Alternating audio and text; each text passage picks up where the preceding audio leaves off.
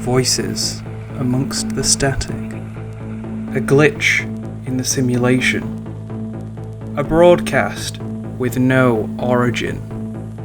You have found the Phenomenauts Podcast.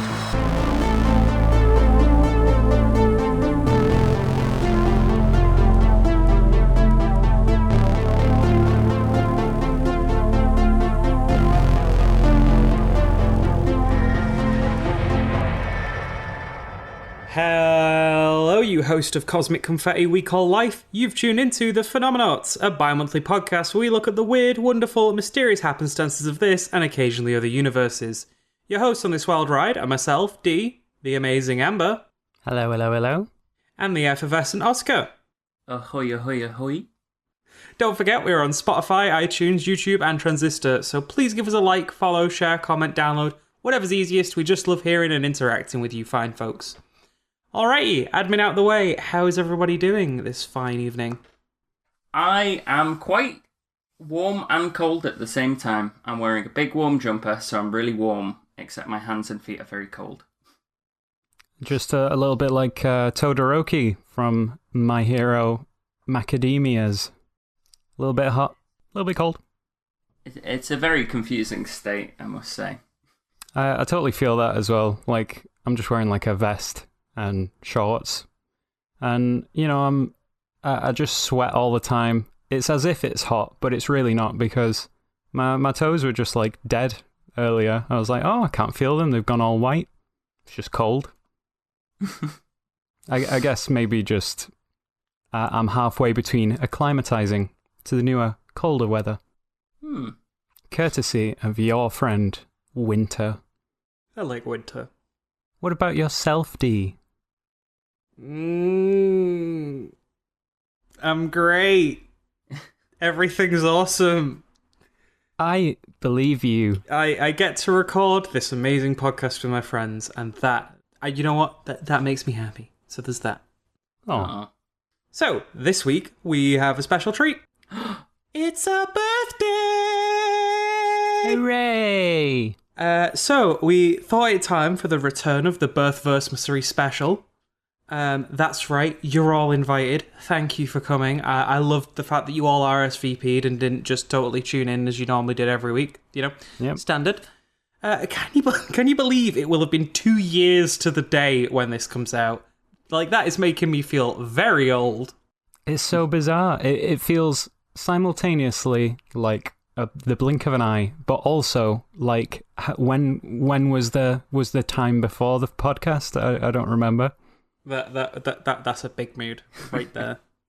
Oscar, do you have any thoughts on our second anniversary? I know you're our newest host, but Well, even though I've only been on the podcast for I think it's about 6 or 7 episodes now. I was in the backgrounds the whole time. While you I do were actually recording. mention that later. Yeah. While you were recording, I was hiding in the other room, biding my time. If you listen very carefully on some of the earlier episodes, you can probably hear him. Clawing through the walls. Yep. But I'm quite excited to be here for the second Birth-vers-mas-arry. Close enough. It's fantastic. It means that we've managed to make it round the sun at least twice. Yeah.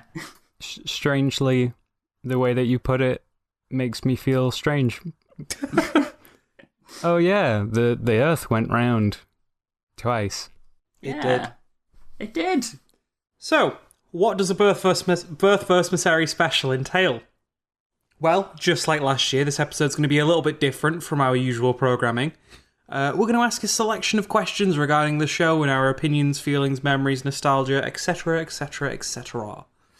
Alongside this, I've dug out me and Amber's answers from last year, from back when we were but a wee pair, and we'll see what's changed. Now, this in mind, we were worried this was going to be a bit dry, maybe a bit not too interesting. I'm sure it won't be, but just in case, we've gathered up some surprise trivia times. The theme of which being two. Two of what? Two of anything. That's right. So listen out for those interspersed throughout the show. Got to zhuzh it up a little bit. Exactly. So, without any fanfare, let me give us question 1. Perhaps one of the most difficult ones. And I've actually changed it just a tad. The original question was, what has been your favourite episode so far? But going over the recording, I felt like, we love the show too much to have a favourite episode. It's too difficult to dub it down to one. So I've tweaked it this year to what was your most memorable episode? And I'm going to suggest, if Oscar, you wouldn't mind leading the answers, Amber, if you follow, and then I'll come in last with my answer and our previous answers. All right. Okay. So, the question again? What's your most memorable episode? In your case, Oscar, it doesn't have to be one you're in. Oh yeah, don't worry. I've listened to quite a few of your episodes from the start to beginning. I've actually went back the other week and I was listening through a lot of the old episodes as well, reminding myself of a lot of good topics. And I'd have to say one of my most memorable episodes is the one where you talk about dark matter. Ooh. I believe the name of the episode was the dark episode. Wait there, let me get the literally dark one, episode 32. Thank you. Gosh, there it is.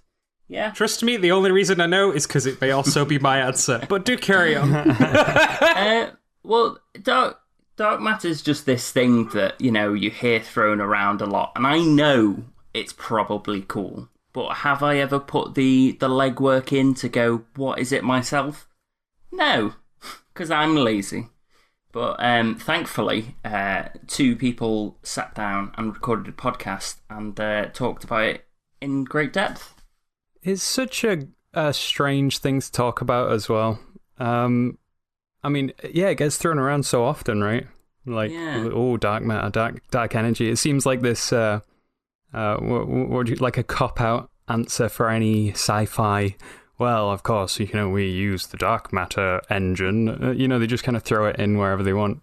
But yeah, it's interesting to talk about it. I mean, it lands within the remit of Phenomenauts.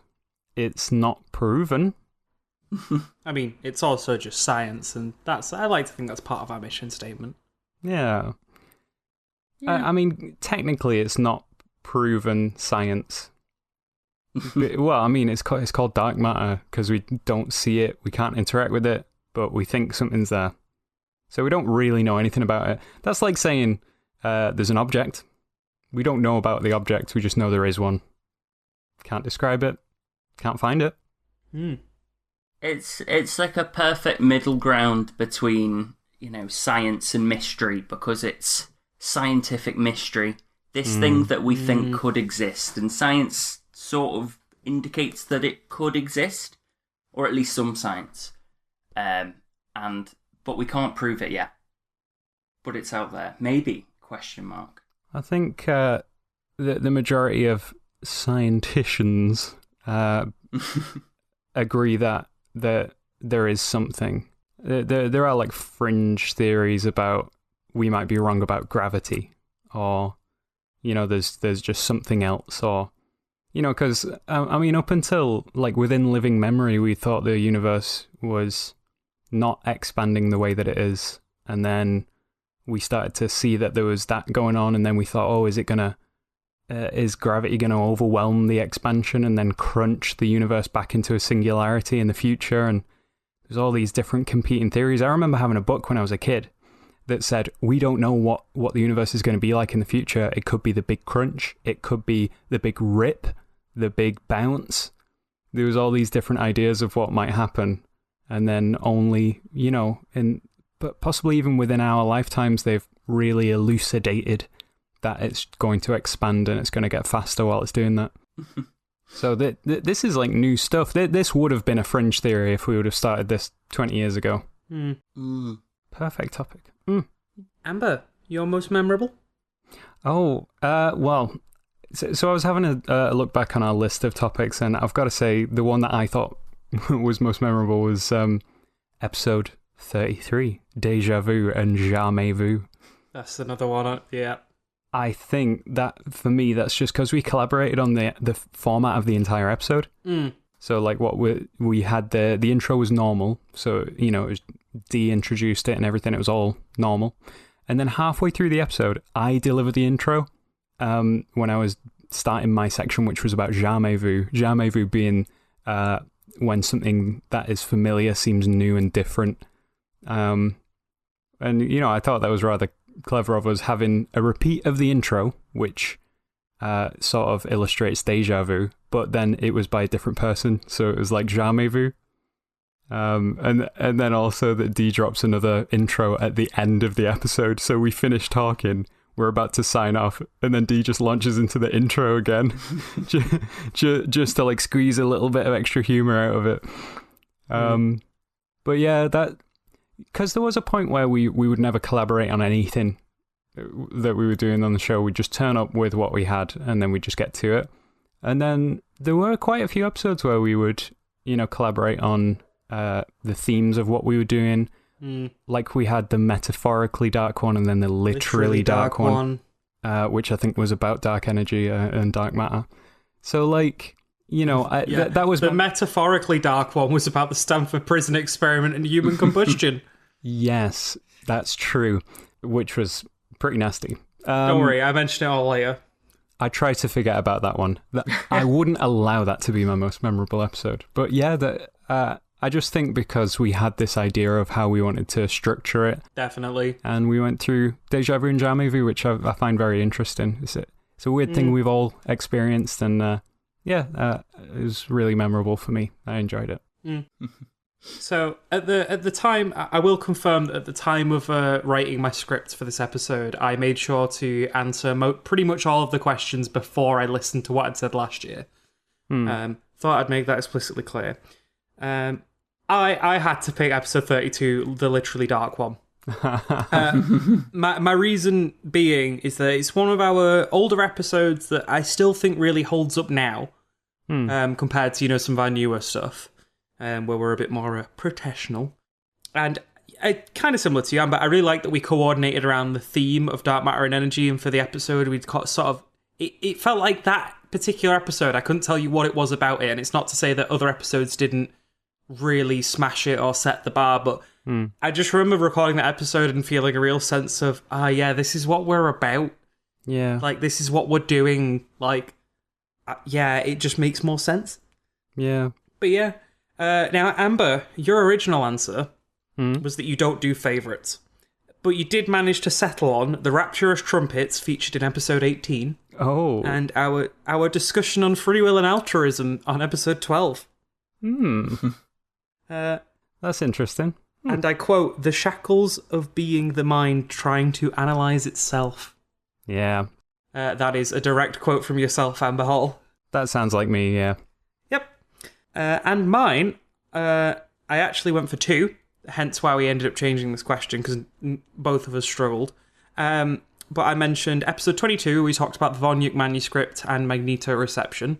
And my second was episode 21, where we talked about a myriad of topics, which were extragalactic radio bursts, quantum scrambling / time reversal, and black hole computing. Oh. It was a big episode. Oof. We were very sciencey. Yeah. We did the big science. This is what I mean. That scene, I'm like, I remember that. That wasn't that long ago. But it was over a year ago, because a year ago we were reminiscing about it even then. Yep. Oh, it's very strange. Although, you know, funny that episode was about time reversal. I just want to go back to 1999. D. What was my answers from last year? I haven't managed to decrypt that from the time dilation, I'm afraid, because you were normally upstairs, out of my hearing range, or downstairs being incredibly quiet. And I'll just say, we were very, very, very, very, very grateful for Oscar for being so understanding back then. A huge thank you for giving up the living room at least one night a week when you'd been at work all day. It was so appreciated, and I still feel bad for asking, so thank you. Thank you, Oscar. Oh, no problem. If you can't answer that question for me, can you answer another question for me? Probably not, but I'll give it a go. It's an easy one. I'm sure you can do it. What is 1 + 1? Oh man, this is like some QI thing. 2. 2. You've just activated my trivia time. Ah. There it is. So the number 2 is a very unique number, right? It's the next number after 1. I mean, 1's not that special, but 2, it is the first and only even prime number. So it's even, and it's a prime number. No other number does that. And for that reason, it is known sometimes as the oddest prime number. Get your noggin around that. The odd prime is the even prime. I both hate and love it at the exact same time. Yeah, I mean, literally half of the numbers out there are divisible by 2.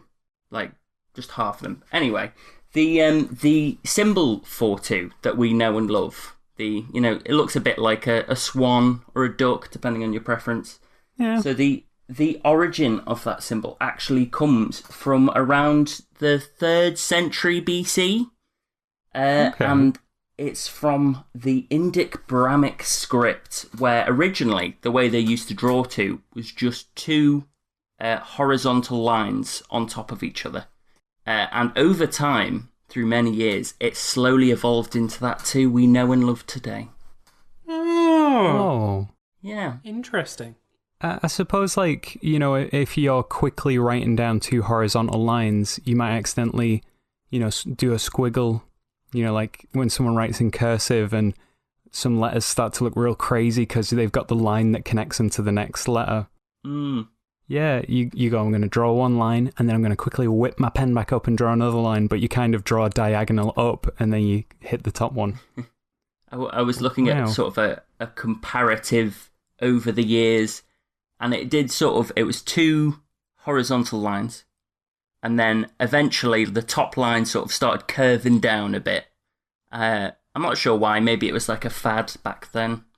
Then eventually they met together, but it looked a bit more like a 2 if it was a bit drunk and on its side. And then it finally got upright and is now what we know today as 2. Wild.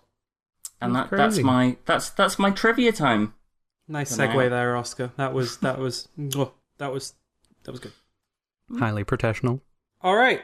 Second question. There was no change in this one because it's pretty bang on the money. Bang on trend. Bang. Which episode blew your mind the most? I think I already know the answers. Okay. So, I'm going to go all the way back to episode 12. Why would I have done this? And this is where you two discussed free will for like a whole episode, kind of. Yeah, that happened. Just because the whole idea of free will, it's not something I tend to think about nearly every day. Well, at least before that episode. But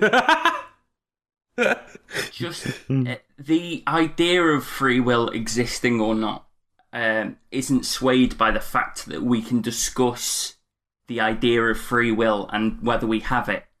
So either we do have it and we can still discuss it, which is fine, or we don't have it, but then why can we talk about it? What? How does that work? Stop. Yeah, it's such a rabbit hole. Like, I'm pretty sure that episode went for like an hour and a half, maybe even longer at the time, because there's so much to it. It's like even trying to do the notes, you don't know. You have to just draw a line and say, "Oh, I have to stop," because there's just too much to it. And then when you're talking about it, you have to stop, otherwise it just starts becoming rambling. It's certainly a spiral topic. Oh, it's a fractal information. I think the first time I heard that podcast episode, I'd stuck it on as some light content before bed. And I don't think I slept for a while after that. I was just lying there thinking about it and then thinking, if I have free will, am I deciding not to go to sleep right now? Or if I don't have free will, what events led me to not be able to sleep? Yeah. Yeah. I guess, if you believe that you have free will, then even if someone's controlling you, you'll think that you have it. Oh dear. Amber, how about you?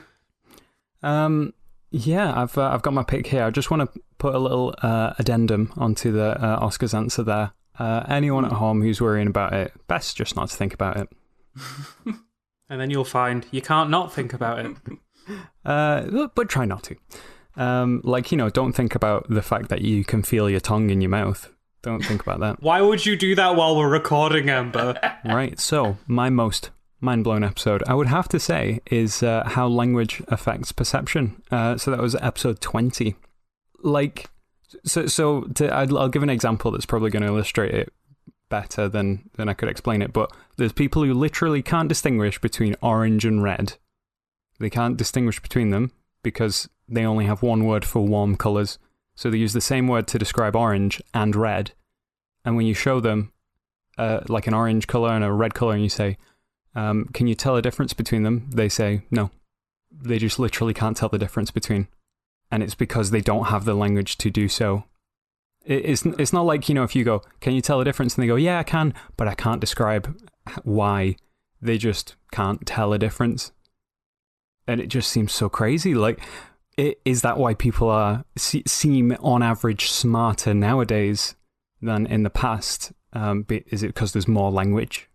I mean, it's probably, the standard of education, I would have said probably, access to information, but we have more language now. Try and imagine a Neanderthal talking about, abstract concepts of free will and stuff like that. They just wouldn't have had the language to express that kind of stuff. So they probably wouldn't have thought about it as much. They wouldn't have been able to go into that rabbit hole, I'm thinking in the future, are our perceptions going to be widened? Who knows, they get more language in the future and they're able to delve into these topics that even now we just can't even think of, concepts that we don't even have nowadays might be invented in the future and the language will be invented for it and it'll change people's perceptions of the world and themselves and everything. I mean, just keep your thesaurus handy, just in case, anyway. Well, this was this was the only one of the answers where I actually accidentally heard my answer because I disassociated and left the video playing. Yeah, it was not great. But I'm pretty confident, even if I hadn't heard my previous answer, that I would have made the same choice no matter what. Okay. Because even now, I still think about this episode and I've got to wrap my head around it. And the easiest thing I've done really is just come to terms with it. I don't understand it any better. I've just had to deal with the fact, you know what? I'll never fully understand this. Maybe we never will, but I've come to peace with it. Episode 26, Double Slit Experiment. Oh. It makes no bloody sense. It makes no bloody sense, and I find it absolutely hilarious because of that. And also a little bit mystifying because, do you know what happened? Someone went and made an app for your phone that you can download called Split the Universe, which lets me make an arbitrary coin flip decision using a simulation of this reality-bending experience, this reality-bending experiment, which hypothetically just spawns a new timeline. Yeah. Yeah, and this isn't just a hypothetical. Some people think that literally this is how the universe operates. Yep. So that means the Split the Universe app that you can get literally creates two timelines where one you do one thing and one you do the other thing. Yep. I think that's too big to even try and get into in any substantive way now. Yep. But the double slit experiment, that's a good pick. Well done, D. Yeah, just the episode where we talked about a thing that literally both simultaneously deconstructs almost everything we know about reality, but also reinforces it. Really, really messes with my head to think about, and all I can really do is accept that is the way that works. Yeah, it's both just hugely mind blowing and also microscopically small. It's terrifying and humbling all at the same time. I mean, one of the things that is, I think we might have touched on when we spoke about it, is that time might not necessarily be the way that we experience. The way we experience it might not be true about how time works, because the double slit experiment appears to make things happen in the past. that's just another facet of this crazy Yep. experiment that you can do at home. Just Google it, double slit experiment. Just literally cut 2 slits in a box, let the sun shine through. You can literally see the duality of light in your living room. So, break reality in the safety of your own living room. Yeah. But yeah, so last year that was also my choice, and it was also Amber's choice. I mean, you mentioning it, I'm like, that is kind of more mind-blowing than the language thing. But you know what? I like my choice. I'm going to stick with it. I've also crowned a runner-up from last year because we mentioned it rather extensively and got quite excited on the topic, which was episode 26, where we talked about savantism. Ooh. Yeah. Amongst other things. I think that one, if I'm remembering correctly, it's the fact that the guy banged his head and then was a savant. Yep. The guy banged his head, or he was assaulted, I can't quite remember. And once he was over the initial injury, he could visualize complex maths systems. So if you can actually Google this, anyone listening, a visualization of pi, the numerical representation pi, and he can just visualize really complicated maths things despite really not having any foreknowledge, because savantism typically happens either through trauma to the head or being born often with some kind of disability, and then and then you also are a savant.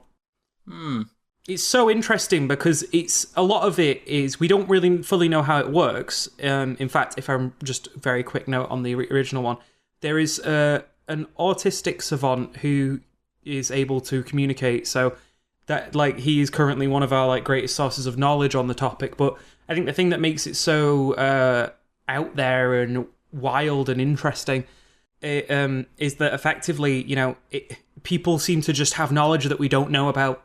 We seem to just be able to learn things without realizing that's what we're doing. It's like if so it's not like they're really smart and then they get to this point of intelligence. It's the fact that the brain abnormally allocates resources to certain functions. So it just goes, oh no, I've just dumped 99% of the brain's power into just mathematics, and now this person is so unbelievably good at mathematics that it just eclipses anyone else on the planet.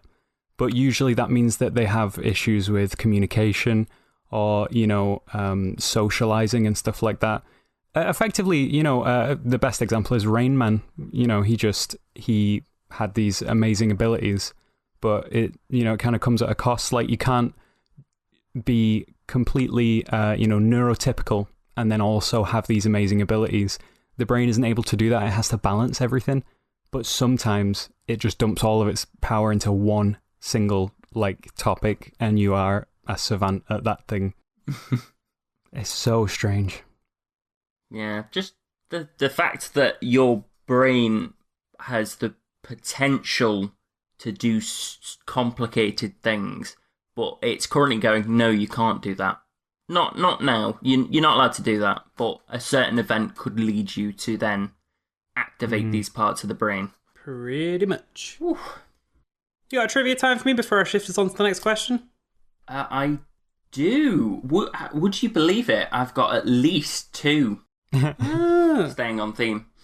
So, say... Oh, wait, I've got to say it, don't I? Wait there. Trivia time with me, Oscar. So, the power of 2 is sort of this explanation of exponentials and just how they can lead to such a massive growth. It can be used in population models. It can be used in, say, tracking viruses and disease and how they spread. Because a lot of people don't quite understand what exponential quite means. So, in this example, I'm going to take Amber. Hi, Amber. Hello. Right, so Amber, I'm going to give you a gift. You can multiply once a day. Wow. Isn't that great? And your clones can then multiply as well, but the next day they've got to, spend a day recovering as well. Okay. So, with that power I have granted you, so let's say there's one of you now. Tomorrow you can split into 2. Next day, both of you can split into 4. That's pretty good. How long do you think it would take you, Amber, to outnumber humanity and take over the world? Okay, so 1 day, 2, 4, at least a week. Yeah, it would take at least a week. So here's a... How about 2 months? Oh, that's way off. That's, you know what, 2 months, I think the Earth will have collapsed under the weight of Amber's. Oh. Maybe you'd start spreading into the cosmos then. Yeah, the Earth would just shatter into not like an asteroid belt, but an amber belt. So the current Earth's population is 7.8 billion, roughly. It's quite hard to get an exact number for these things. 7.8 billion. So it would take you, Amber, 33 days to reach 8.6 billion. Wow. And then you'd be outnumbering us by about 1.2 billion Ambers. Wow. Yeah. Oh, God. And then the next day it would be 16 billion. That's a lot of Ambers. Yeah. The No. next day, we're outnumbered at least 2 to 1. And then the next day, we're outnumbered 4 to 1. And then the next day, 8 to 1. Goodness gracious me. So, exponentials, they don't seem like a problem for now, but they could be. I like that. I like that a lot. You made numbers sound scary. Take it back. All right. Next question is another modified one because, last time I ended up spending far too long explaining what I actually meant. So originally I asked what was your favourite article, and by that we quickly realised what I meant was what was your favourite source material / favourite topic to research. So, thankfully I've got a very short list of things here, because I've only done, say, 6 episodes of research. But I've got to say, the one that I think I truly invested the most time and love to was the first episode I did, 930 Me's, episode 50. Because I covered Lake Baikal in Russia. Yay! And just reading about this fantastically wild place in the world that I couldn't quite comprehend how deep it was at first, hence the 930 Me's part. It's somewhere that I would like to go to one day, but there's just a lot of reasons in my life right now, and in international politics and various other reasons I don't feel comfortable going to Russia, that I can't. But you know what, one day I think I can go out there, maybe with a picnic, sit by that lake, look at all the inland seals. Yeah. Yeah. And you would enjoy looking at it with the knowledge about how deep it is. Yeah. And I guess the lack of knowledge for why there are seals. Yeah. And they've got that big underwater telescope there as well, which, I wouldn't get to see it, but I'd know it was there. Yeah. If any neutrinos go through you on your picnic, it's going to be detected. Yeah, that's fair. Amber, what you got? Oh, it's my turn, isn't it? Yep. I was sat here like, now it's time to hear Oscar's one, but he just spoke, so... I'd have to say that my favourite one to research was probably placebos, which was on episode 13, or earthquake lights from episode 18. So I'm a biologist, so placebos was really interesting to research, and like the fact that painkillers, if you give someone painkillers in the hospital, if you sneakily do it by just having it like the computer just add it to someone's IV drip or something like that, they only kill half as much pain as painkillers that are administered by a kind nurse with your knowledge of it being administered. So, like, to learn that we are learning to use the placebo effect just to minimize the amount of drugs that we have to give people. You don't have to give them a bunch of drugs if you let them know that you're giving them the drugs, because then they go, oh, you've given me painkillers and that should make me feel better. Whereas if you're just sat there distracted and you don't realize that you've been given painkillers, your brain goes, well, I should still be in pain. No one's given me painkillers yet. It's just this really weird, like, how does that work? I understand, mind over matter, the power of belief in certain senses, but the fact that you can literally, have a better quality of life just because you think you're supposed to be. And it works for animals as well. Like, that was crazy finding out that it works for animals. As long as the animal knows that you're giving them the placebo, but obviously they don't understand whether it's a placebo. If you know it's a placebo, then it doesn't help. But if you don't know, if you think what you're giving them is medicine, then it does work on them, because they can tell if you believe it. So if you give them something thinking that it's going to make them better, they literally get better.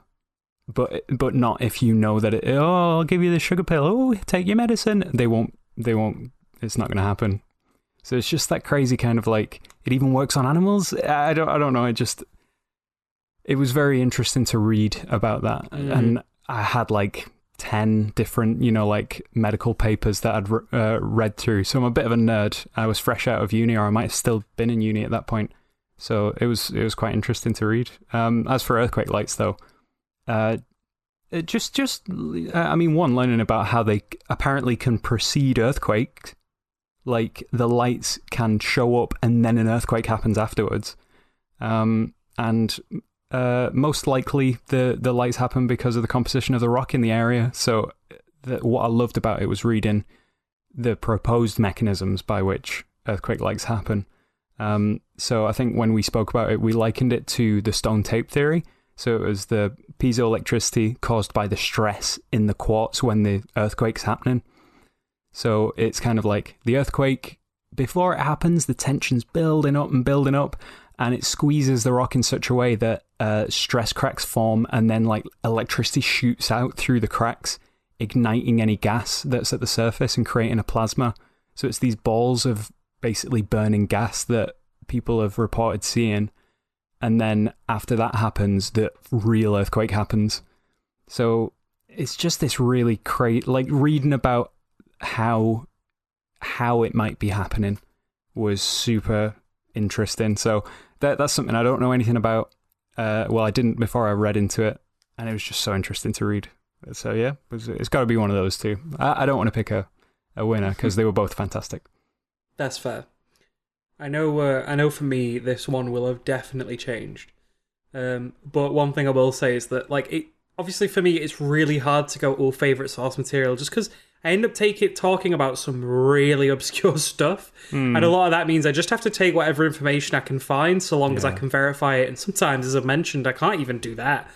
So when it comes to consistent sources, I ain't really got any, other than National Geographic, who I said last time and still love. Recently, though, I have been loving doing the Seven Wonders saga.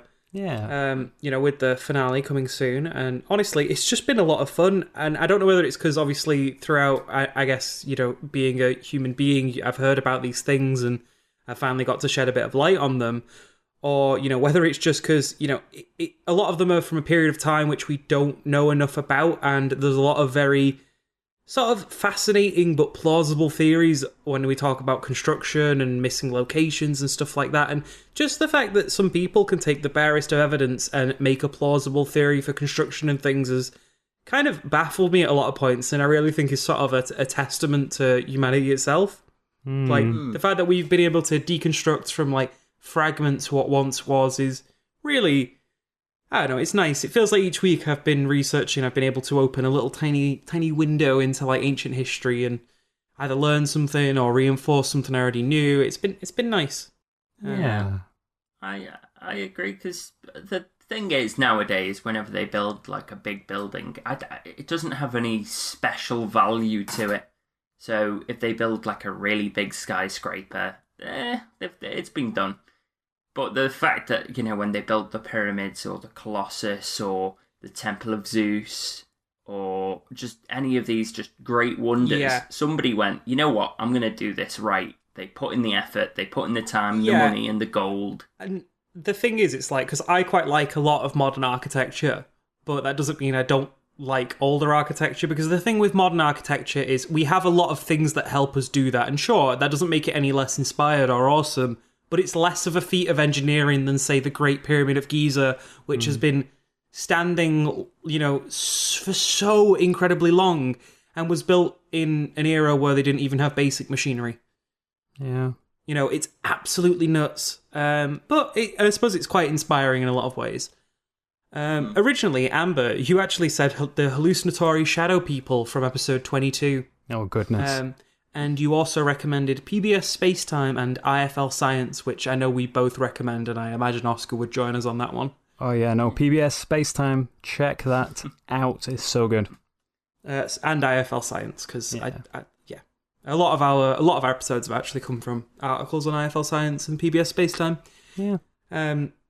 I last time actually went for information hazards, and I still stand by that because the sheer audacity of the concept is absolutely hilarious. But we can't talk about it. Yeah, thanks for reading and learning about this new thing. Now you're more likely to suffer. Yeah.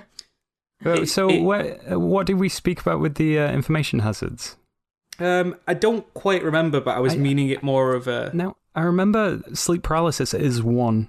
If you read a lot about sleep paralysis before you go to bed, you're more likely to get sleep paralysis. We had the AI paradox as well, where it's like, just talking about the dangers of AI means that if AI were to ever crop up in your lifetime, they'd likely take you out. Yeah. There's quite a few like that, but we've just mentioned them now. So, good luck, audience. Oh, yeah. So, I'm sorry. Don't be. I kind of was hoping you would. oh, dear. As I mentioned as well, I also mentioned National Geographic, who I still occasionally use for source material because they're well-written, well-sourced, eloquent, and incredibly digestible. Tasty. Now, before our next question, let's take a quick moment to hear from our sponsors. How many garden gnomes could you take in a fight? When humans go extinct, what do you think will be the dominant species? What's your deepest, darkest fear? Like the sound of any of that? Well, check out the Trialogue Podcast, a bi-monthly comedy, existentialism talk show talking about anything and everything. We're occasionally funny too. Find us on Spotify, iTunes, and Transistor. See you there, folks.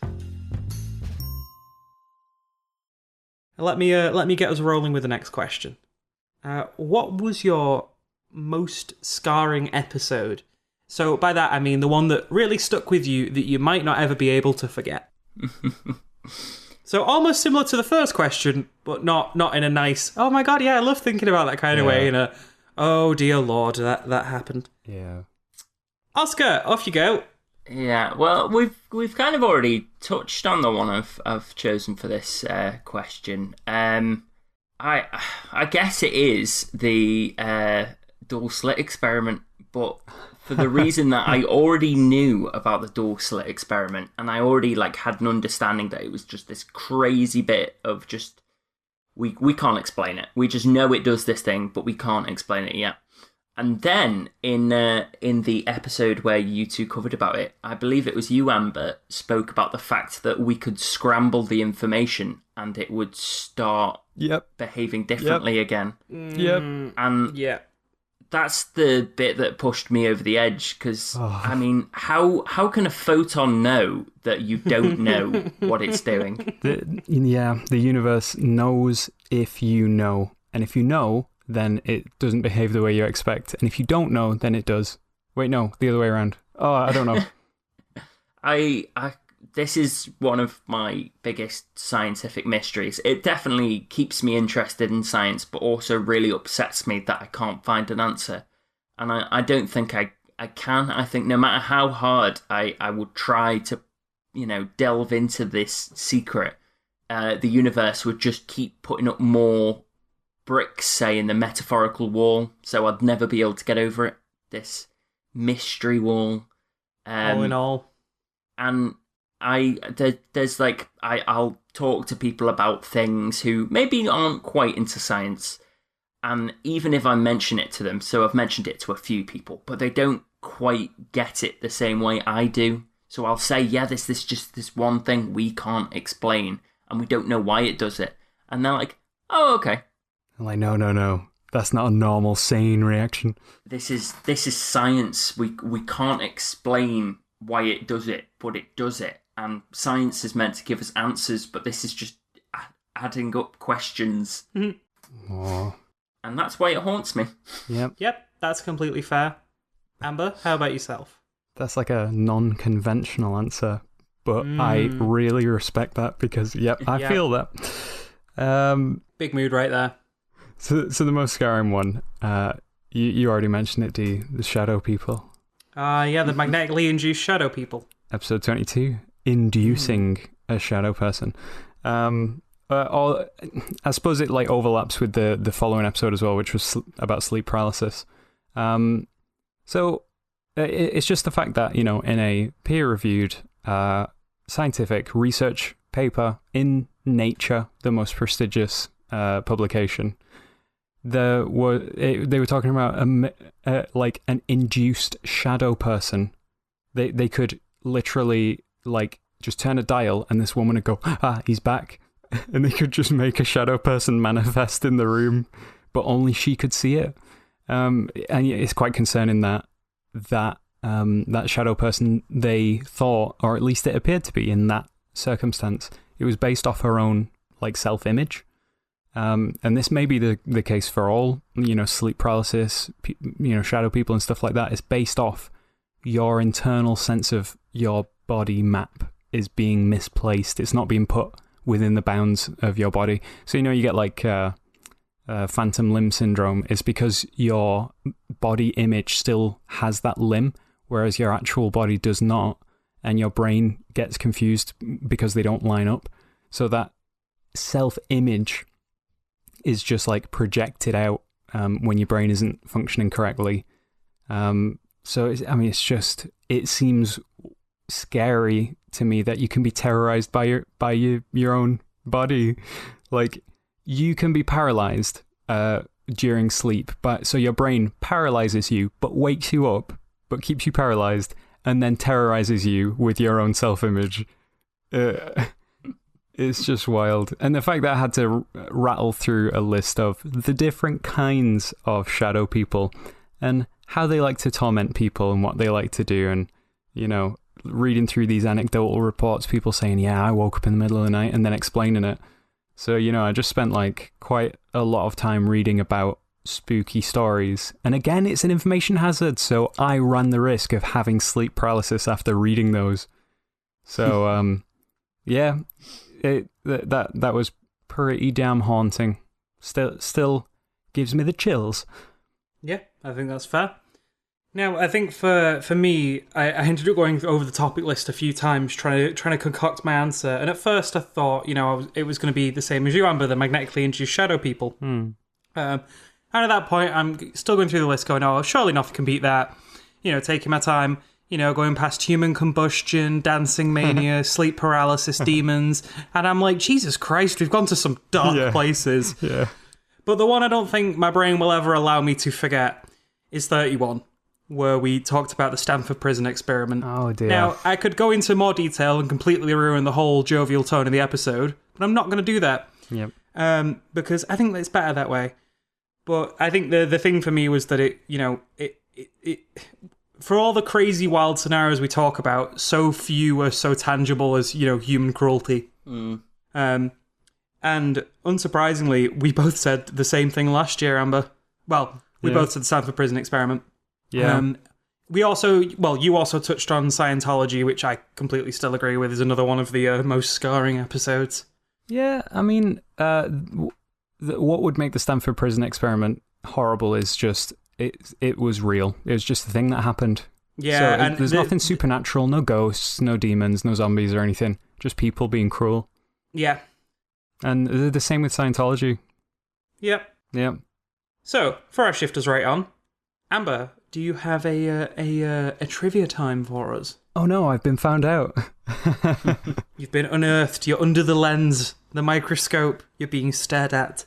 Let me just slap you with a fact right here. Identical twins don't have identical fingerprints. Ah, nifty. So sticking with the theme of two twins. So the patterns that you have for your fingerprint are likely created around the 10th week of gestation, when the tiny little proto-human is only 8 centimeters long. So they're made when a sandwiched sheet of skin called the basal layer grows a little bit faster than the surrounding skin layers, like the epidermis, which is on the top, so that's your outer skin, or the dermis that's underneath. So the basal layer, it kind of buckles and folds in several directions as it's growing, and this forces the fingertip surface to form complex shapes, which is what makes the tips of your fingers have the patterns that they do. And the way that it's kind of like, if something's I guess the only thing that I could say is like, if you get a book wet or a piece of paper wet, it kind of wrinkles up and stuff. It's like that. There's a layer of skin that's just bunching up and creasing and crinkling, and it ends up just getting set into a pattern, and that's your fingerprints. So yeah, fingerprints, you might already know, they're good for grip, which is useful for, climbing monkeys like you two. But did you know that the ridges actually amplify the vibrations from touching textured objects? So this is how you're able to feel very, very small details in texture, because the way the ridges line up, they actually amplify the vibrations as you move your fingers over things. That's so wild. As you've been saying it, I've been like touching things on my desk just to be like, oh shit, yeah. Yeah. Same. I'm so glad that isn't just me. I'm so glad I wasn't the only one sat there just caressing the desk. Just one last one about fingerprints. Even under the most careful scrutiny, it is basically impossible to tell the difference between the fingerprint of a human and the fingerprint of a koala. Wild. Yeah. Alrighty. Doing a rephrase from a previous question, last year once again. So this time we're going from favourite topic to which episode did you like the most? And if we need more specification, it's not your favourite, it's not the one that was like, yeah, that one. The one that you just enjoyed. The one that you just like, that made me feel good and happy. Okay. Well, I'm going to throw episode 19 at your face. Episode 19 being the rogue sex comet. It's all over my face. It's everywhere. In that one, you talked about, the rogue sex comet, the satellite full of horny lizards. That was just nice, light-hearted. But you also covered the microbes that eat plastic. Like, that's exciting tech that we should be working on, and it's a bit of good news, as opposed to some of the other topics you've covered. About the can I actually choose to do something, or is it already predetermined? It was one of the less existential episodes. That's for sure. Plastic being eaten by microbes, I like that. And then finally you covered the big ol' ocean hole. We did! I love the big ol' ocean hole. It's terrifying. Yeah. That adds like a bit of mystery to me, Show me a really deep hole and I'm going to wonder what's at the bottom. No, I feel that. Oh, that's great. Yeah, just 3 nice topics. Like, that. You know what? That's a feel-good episode if I ever did see one. It's the Phenomenauts equivalent of a Lunchable. Yeah. Amber. Hello. What you got? Yes, what I got, what I liked the most. I know the way that you were explaining it there, where you're like, which one did you just like? Did you have a nice time? And I'm like, maybe I slightly misunderstood what I should be going for, but you know what? I stand by it. I think for next time, I will rephrase it to what's your feel-good episode. Yeah. But, let's go with what I said earlier for now. So the one that I picked was episode 35, The Fermi Paradox. Ooh. Mainly because I don't need to have any notes to talk about it. It's just something that I find to be a real head-scratcher. It's one of the scientific problems that there isn't an answer for. We just need to find out more. And I always love talking about it. If there's so many places that life could evolve, if there's so many places that it could be, where's all the aliens? Why don't we see any evidence of there being any life? And I think that's especially an interesting thing to just chat about in general and just postulate on, especially since we found the possible life on Venus, because that really just fired the Fermi paradox up into, turned it up to 11. Yeah. Oh, it turned it up to 11 out of a possible 5. So for me, for this one, it actually took me a long while, because there's quite a few episodes that give me that warm, fuzzy feel.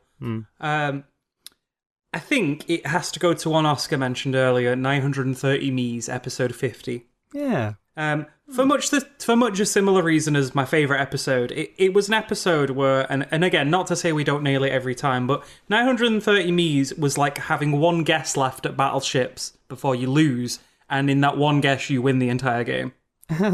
It felt like we threw a dart and just got a bullseye, but 3 times in a row.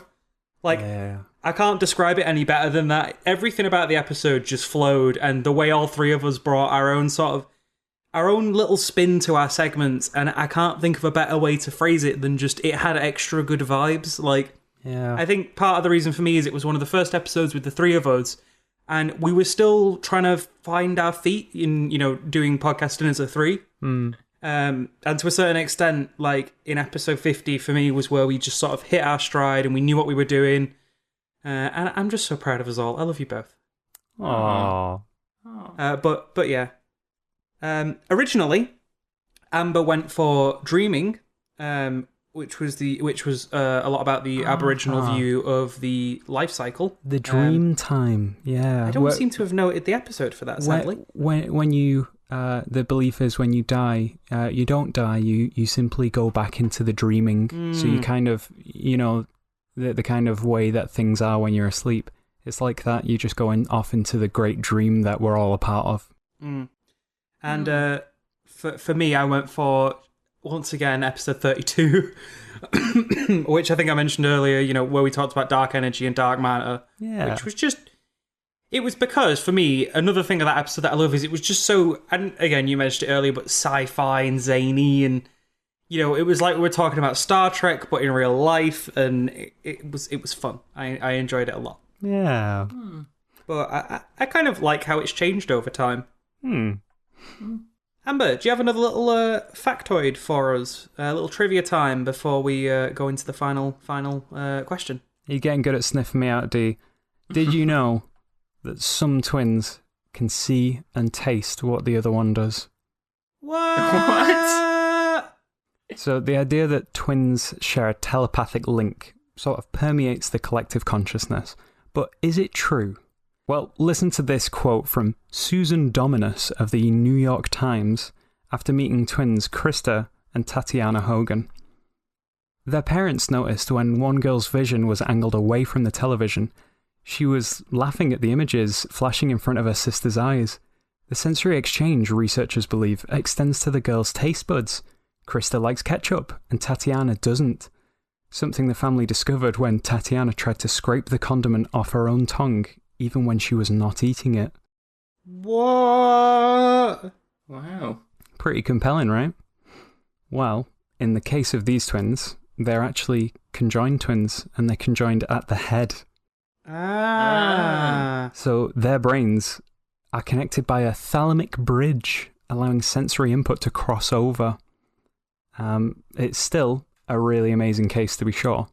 But, do twins have a telepathic link? Probably not. I mean, there is possibly 100 million twins in the world, but only a handful of reports of anything supernatural, so it's probably just coincidences mixed in with a touch of confirmation bias. All right. I enjoyed that. Thank you, Amber.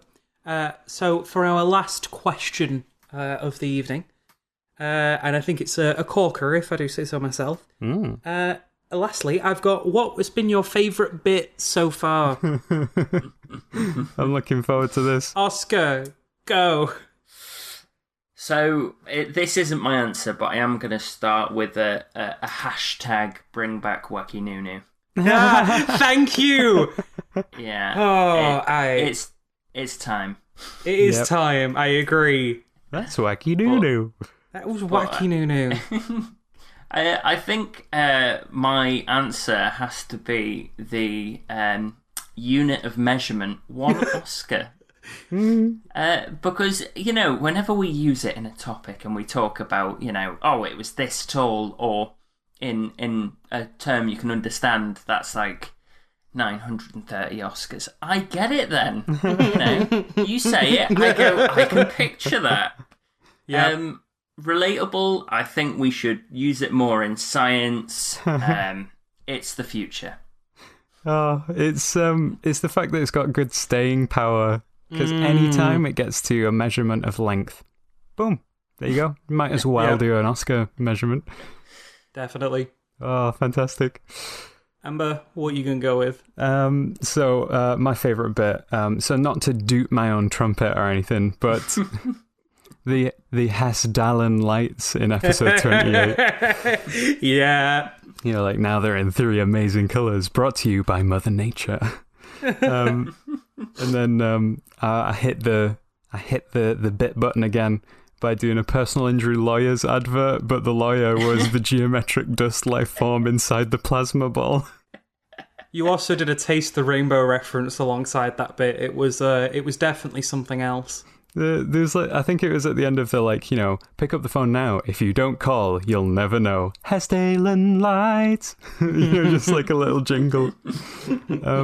Also, the fact that there's a serious school of thought that there could be life forms living inside the sun that are made up of made up of dust particles that within the plasma are able to kind of conjoin into chains.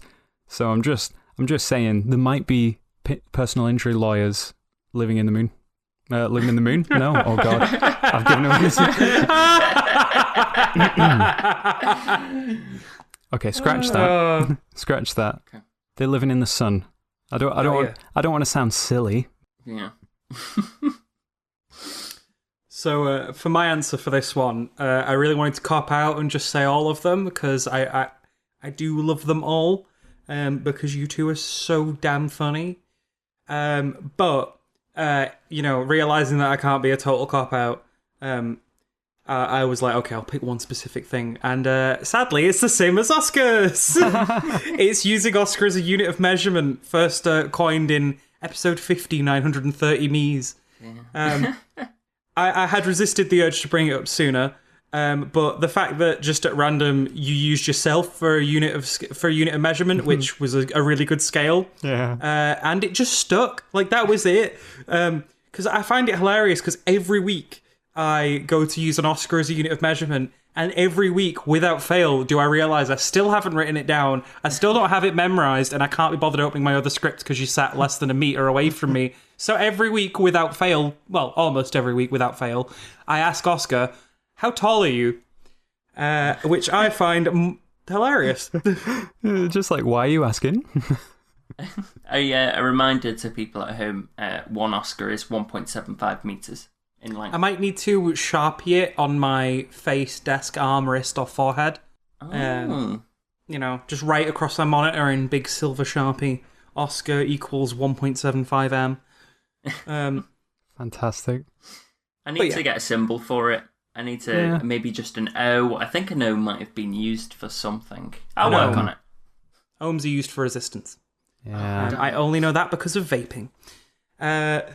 So, Ambles, you actually mentioned the Hesdalen lights last time as well. With the whole legal defence and Taste the Rainbow bits. Some things never change. Yeah. Meanwhile, I went for Deja Vu and Jamais Vu because I thought, episode 33, because writing it was an absolute nightmare. It was a hellscape. I don't ever want to have to write something so damn complicated again. But the payoff of that really sort of niche meta humour was molto bene. So I went and listened to that episode just briefly while I was getting ready for this, and just the fact that at the very end we're all finished and then we just launch into a little bit, and we're both laughing, and then we just sign off. Just like having a good time. It was good. So, before I, start to wrap us up with the finalities, and don't worry, there's still, the usual stuff we like segment. Do you have any factoids or trivia times left for us, Amber? I've got one little fact left, but Oscar, do you have a little fact of your own? Oh, you know what? I do have a little fact left over. Don't worry, Oscar. I was going to get to you. I wasn't just going to leave you in the dust, my friend. Oh, no problem. So, congratulations. 2 years. Healthy, growing podcast. At 2 years old, your podcast should be walking unaided, being able to carry large toys or several toys while walking. Might be able to run a little bit, might be able to kick a ball. Here's where you have to watch out, though. At this age, your podcast will start to be able to listen and mimic the words you say, so better cut that foul language out now while you can. Shit. Let's see. Begin to be able to distinguish shapes and colours and sort them effectively. Increased awareness. It sounds like your podcast is on its way to gain sentience and maybe replace you. Congrats. Excellent. Oh dear. I'm so proud of us. So, is that a no more swearing? I can't promise a single damn thing. Whoa. Language. The podcast is listening. Well, shit. Amber? I got a cheeky little one here. Just because I was talking about twins and I happened to stumble across this. The highest number of identical twins is 5. There's only ever been one set of identical quintuplets. Oh. I must confess, I didn't know you could have an identical beyond a pair. Yeah, I had to go identical triplets, and then that appeared to be not that unheard of. So I went identical quadruplets, and they were there, and I went, hang on, and I had just kept putting in higher and higher denominations. I couldn't find anything beyond 5. So yeah, apparently these were the only set of identical quintuplets that made it into adulthood. The Dione quintuplets of Canada. And you can find out more about them by waiting 3 more years, and we'll cover it. Oh. Absolutely wild. So, bar our final segment, this is that was all of our questions. But I thought I'd give us a little space just to reminisce should people want to talk about anything. I've got one which was just, I find, funny looking back at the progression of the podcast, because, we started with some pretty choppy audio issues, to say the least. Yeah. And then we managed to refine those down, which resulted in our first studio being mine and Oscar's living room, in which we had to make... we just tacked blankets to every surface imaginable, I'll be honest. We were just pinning blankets to the ceiling, to the walls. Yeah. We even reached a point where we'd kind of created a barrier across the living room, so we had like a closed-off little area. If you can imagine, the camera was like peeking just in between 2 curtains, basically. Which, to be fair though, it did help get rid of the echo. It was just that everything in that room wasn't just small and enclosed. There was no soft furnishings in the room, so it was a bad time. And blessed Oscar, even when he'd been at work all day, would still go upstairs so we could record. You're such a good egg, Oscar. Yeah. Thank you. The time it took you to record an episode of the Phenomenauts, it gave me a very handy sort of 1 hour-esque window to just sort of go, what can I do on my own for 1 hour? Which I filled with various things. Maybe I'd have a nap, maybe I'd watch a couple of episodes of something, maybe I'd get in a quick gaming session. All the while, I'd be able to just barely hear you downstairs talking about the podcast. And every so often I'd get like a random word would clearly come through, and I'd go, what are those two up to down there? Oh, the shenanigans. It's been nice because like if you think about how did the podcast begin? How did it come together? It was basically it was just that Star Trek Discovery was starting, And then we were like, oh my God, yeah, that'll be interesting. Should we get together and watch that? I was gonna say, yeah, like before we had the podcast, we had Sacred Mondays. Yeah. And Sacred Mondays consisted of me and Amber originally would sit down to we both had really hectic, stressful lives because of uni and a myriad of other things. So we said, right, let's make some time each week where we can just chill, hang out, and watch something. And like one of us would bring pizza, one of us would sort dessert, and then we'd just sit and watch some content for a few hours. And then it was just this nice night. Oh, I can't remember. I have no idea who came up with it originally. I think it might have been you, Amber. I think we were on a night out and you're like, oh yeah, I really want to do a podcast or something. And I'm just also like, friend, I've always wanted someone who wants to do a podcast.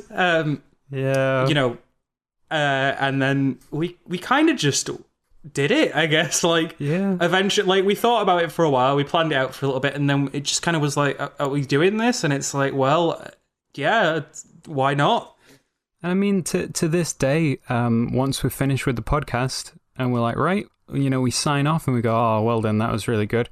And then we just sit down and watch stuff together. What I'm finding hilarious and serendipitous is when this releases will also be the week when the Friday when Discovery comes out. Yeah. Which after we've recorded the other podcast we do, Trialogue, check it out. We're going to sit down and watch that. And that's going to be like a fun thing we do every Friday on top of recording. We've come full circle. It's a small old world, isn't it? Then so moving naturally on from our sort of first setup, we moved to season 2 where we got a nice new shiny table, new mic, a new camera, and a backdrop. And I thought we got real professional, Amber. Yeah. I thought we really, you know, it felt very formal and refined and, oh yes, good. Oh man, I even bought a new camera and everything. Yeah, we had like full new setup. We got everything together, and we got like I would say an efficient-esque recording going, and the room in which we were recording, because I was in a shared house with I think three other people. But thankfully, you know, I just very kindly asked for the living room, and we had the whole living room. Which was also way more soft furnishings this time, just one wall of glass, which meant, you know, there wasn't too much of an echo when we had everything set up properly. Then the Rona happened, and our lives happened, and, you know, the sky fell. Even, I just love us, because I think even in the face of all that crisis and busyness and your work, Amber, and my final year at university, and then we were just all sat with each other on Discord during lockdown in the early days. And I think we were just like, should we do a podcast? And then, because it ended up as the three of us meeting up online, I was just kind of like, look, I don't want to say, Oscar, don't join us for a day, like, because we're going to be recording the podcast. Because we already had the Trialogue, our other podcast, where it was the three of us. And then I like that, you know, we kind of just went, well, Oscar's been here the entire time. He knew what the podcast is, and, you know, he's probably a better public speaker than definitely me, at least. He's an absolute treat to talk to as well. Oh, you are a gem of a human being, Oscar. Stop. And he's a little bit of a snack. Tasty snack. So, we even when we were all scattered to the wind, we still managed to produce something. And, like, now, Oscar doesn't have to go anywhere when we record. You know, you're just part of the podcast now. In fact, I find it strange to talk about the time when you weren't on the podcast, because even when you weren't on the podcast, you were still present for a lot of it. And even when you weren't present, I would still just be like, Oscar. Yeah, because we would stop recording, and then Oscar would come in. Yeah. And then we'd be like, we'd continue talking about what was on the podcast. And, you know, now we have Oscar, we have audio quality that is banging. Thank you, Amber. Bang tidy. We have branding that feels relatively professional, and we're like on everything, and with like proper descriptions and stuff. We got a logo. We're on all the different platforms. It's just all good. How gosh darn professional of us. How dang protectional. Definitely.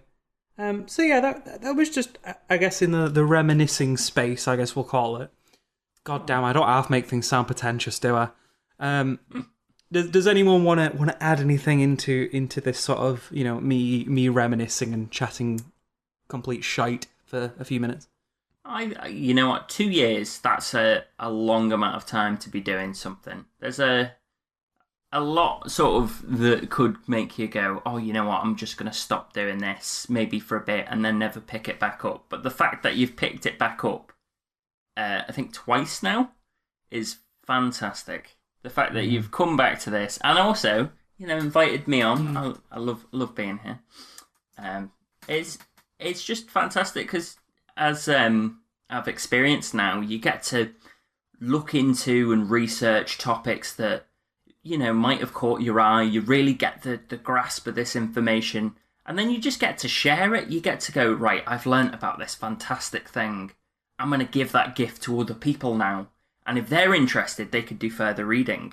Or they could just take away what I've given them, just go, that's nice, to walk away with it.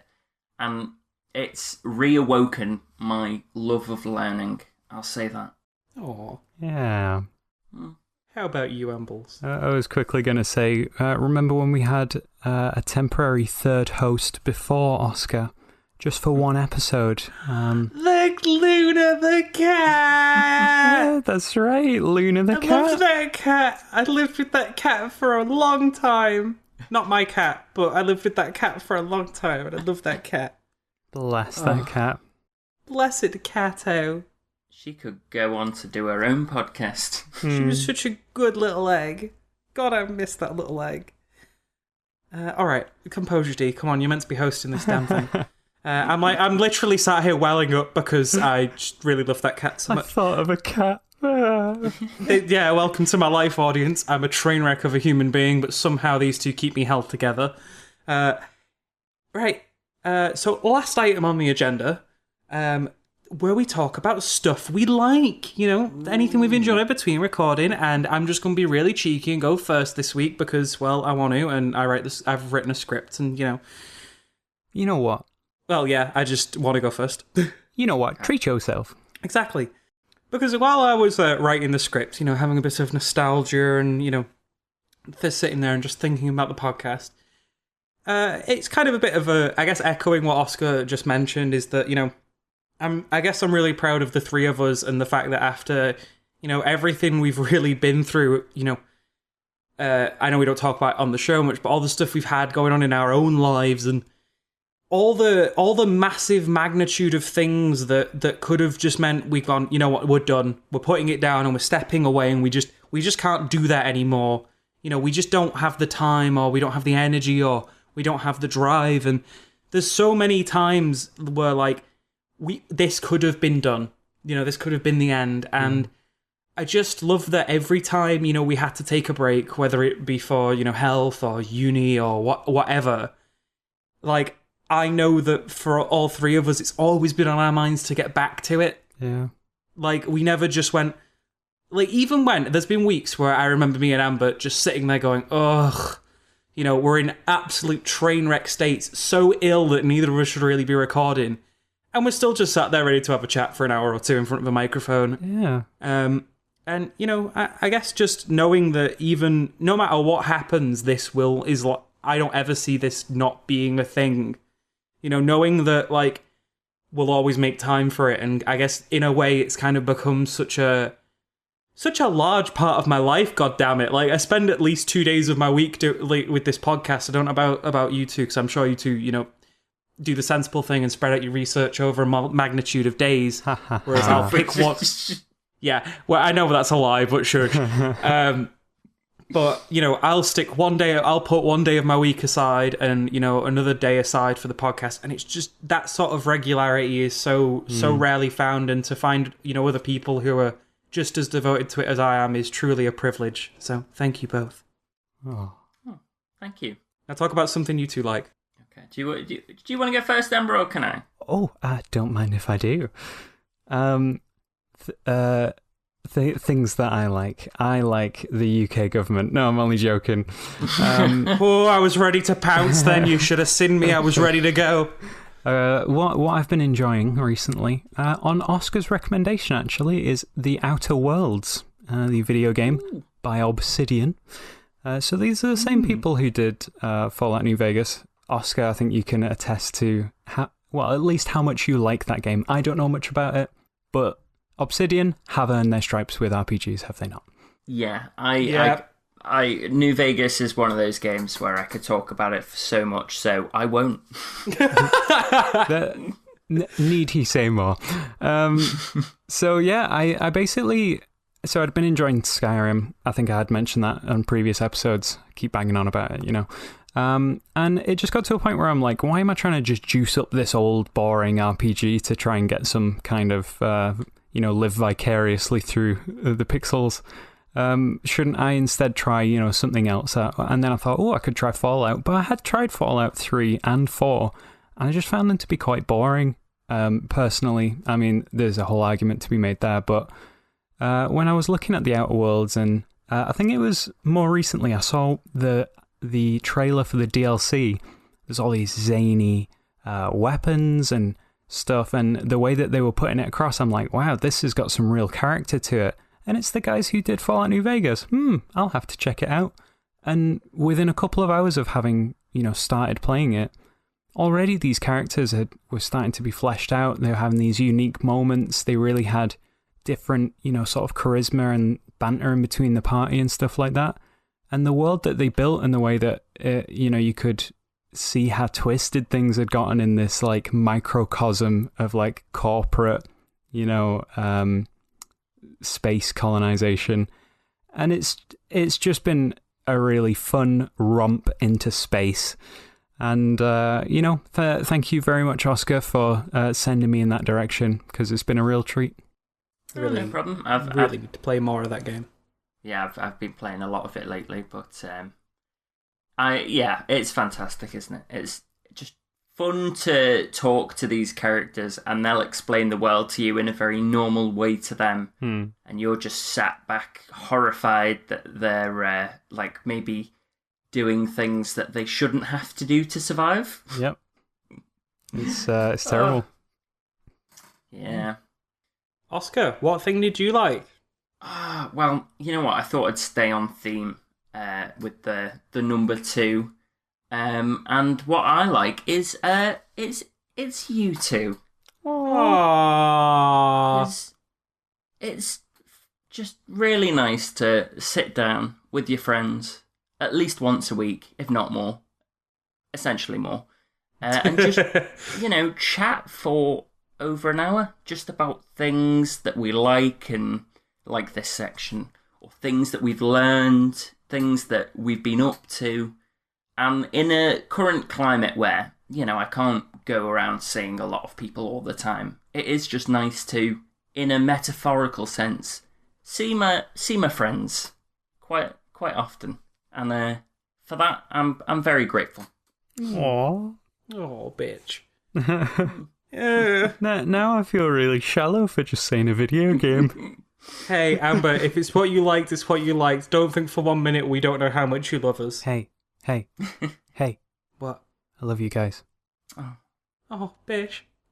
Look, we're a podcast built on a strong foundation of love, okay? Right.